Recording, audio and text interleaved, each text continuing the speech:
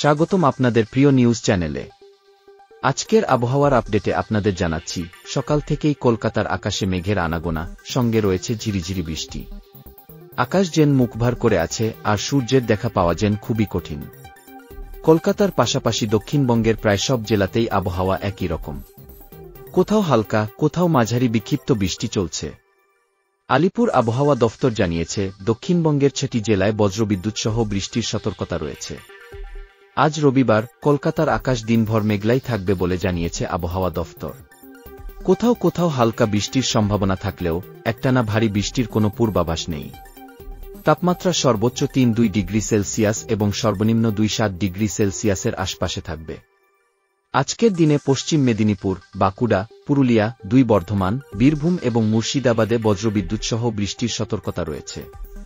বাকি জেলাগুলিতেও হালকা থেকে মাঝারি বৃষ্টির সম্ভাবনা রয়েছে।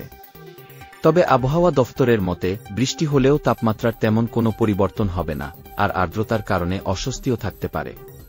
অন্যদিকে উত্তরবঙ্গের ৩টি জেলায় ভারী বৃষ্টির সতর্কতা জারি করেছে আবহাওয়া দফতর। আলিপুরদুয়ার, কোচবিহার এবং জলপাইগুড়িতে আজ বিক্ষিপ্তভাবে ভারী বৃষ্টির সম্ভাবনা রয়েছে। কিছু এলাকায় ৭ থেকে ১ সেন্টিমিটার বৃষ্টি হতে পারে। এই ছিল আজকের আবহাওয়ার খবর। আবহাওয়ার পরিবর্তনের সবশেষ আপডেট পেতে আমাদের সঙ্গে থাকুন। সাবধান থাকুন, সুস্থ থাকুন।